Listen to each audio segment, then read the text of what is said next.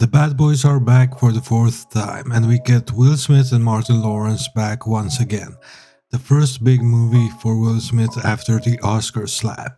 But this fourth Bad Boys movie kind of feels very predictable, paying too much of a homage to previous entries, with some scenes in the movie that we have seen before and they don't do anything new with it. I think this is just an okay movie. It was fun in parts. Will Smith and Martin Lawrence still have that great chemistry they always had, and some action scenes that are very well filmed. But now I will talk more about the story and the movie, so if you have not seen Bad Boys Ride or Die yet, there will be spoilers. Bad Boys Ride or Die is a 2024 American action comedy film starring Will Smith and Martin Lawrence. The fourth installment of the Bad Boys series of buddy cop films, and the sequel to Bad Boys for Life from 2020. It was directed by Adil and Bilal and written by Chris Bremer and Will Bial. Joe Pantoliano, Vanessa Hudgens, Alexander Ludwig, Paula Nunez, Jacob Scipio, and DJ Khaled reprised their roles from previous installments. Tasha Smith joins the cast as Teresa Burnett, replacing Teresa Randall, who played the character in the last three films. The story follows Miami detectives Mike Lowry and Marcus Burnett, who are attempting to clear the name of their late captain, Conrad Howard, after he is falsely accused of conspiracy. 3 years after the death of Isabel Aretas, Detective Mike Lowry marries his physical therapist Christine. During the ceremony, his partner, Detective Marcus Burnett, suffers a mild heart attack and goes into a coma, where he experiences a vision of their late captain Conrad Howard, who tells him it is not his time. When he wakes up, he believes he cannot die.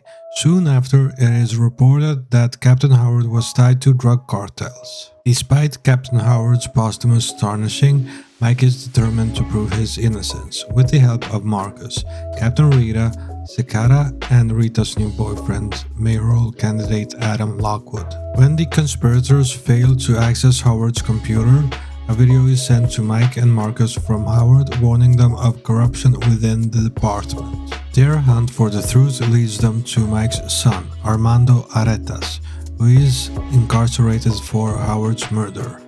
Armando claims that Howard was not corrupt, but he knew who was, claiming that the reason he was killed was because Howard was close to bringing down the organization. He offers to help identify the person responsible for his murder. As Mike and Marcus transport Armando to Miami, the conspirators sneak on board and kill the pilot and other escorts, leading to a helicopter crash and leaving Mike, Marcus, and Armando as fugitives. When the conspirators put out a bounty, they are hunted by both law enforcement and criminal gangs.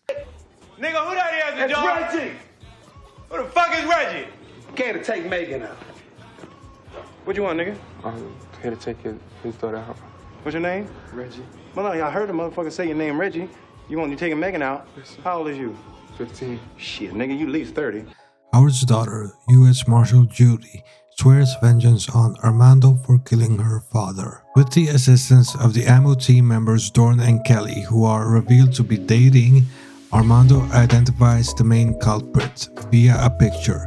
Mike and Marcus uncover the truth behind the murder and the setup involving a former Army Ranger turned DEA agent named James McGrath. McGrath had been captured by the cartel and was tortured until he gave up his associates, and has been working with them ever since. McGrath, in cahoots with Lockwood, orchestrates the kidnapping of Christine, Kelly, and Judy's daughter.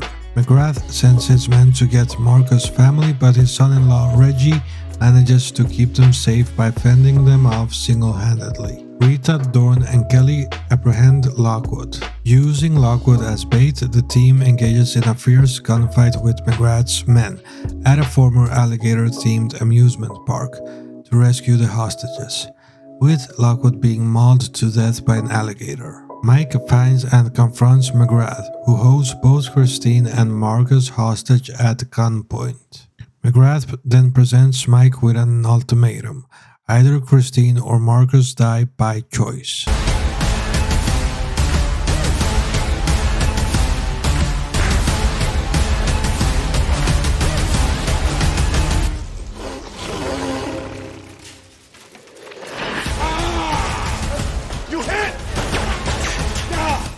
like jelly beans. Mike, alluding to Marcus' newfound belief that he cannot die, shoots Marcus in his bulletproof vest. The chaos allows Christine and Marcus to break free before Mike shoots McGrath multiple times, killing him. Amidst the chaos, Judy finds Armando and prepares to take him into custody, but Kelly appears and tells her mother that Armando saved her life. Grateful for his heroic act, Judy shows mercy to Armando and allows him to escape.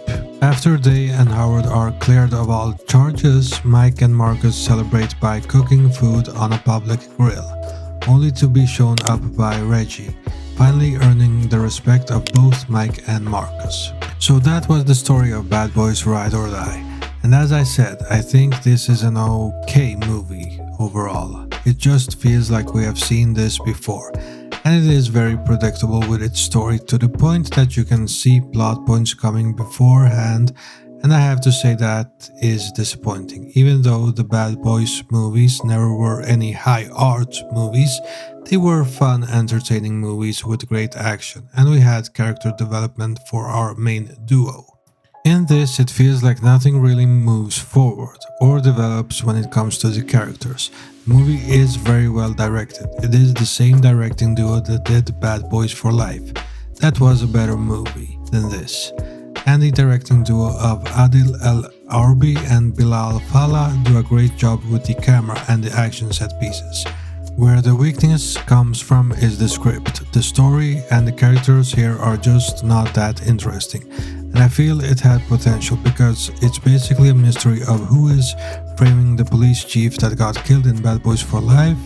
So it could have been an interesting story, but it is wasted on weak plot points that instead of focusing on the structure of events, instead it is focusing on some weak attempt at character development that tries to be funny, but it isn't. Will Smith and Martin Lawrence are great as usual in their roles, but the script fails them at every point.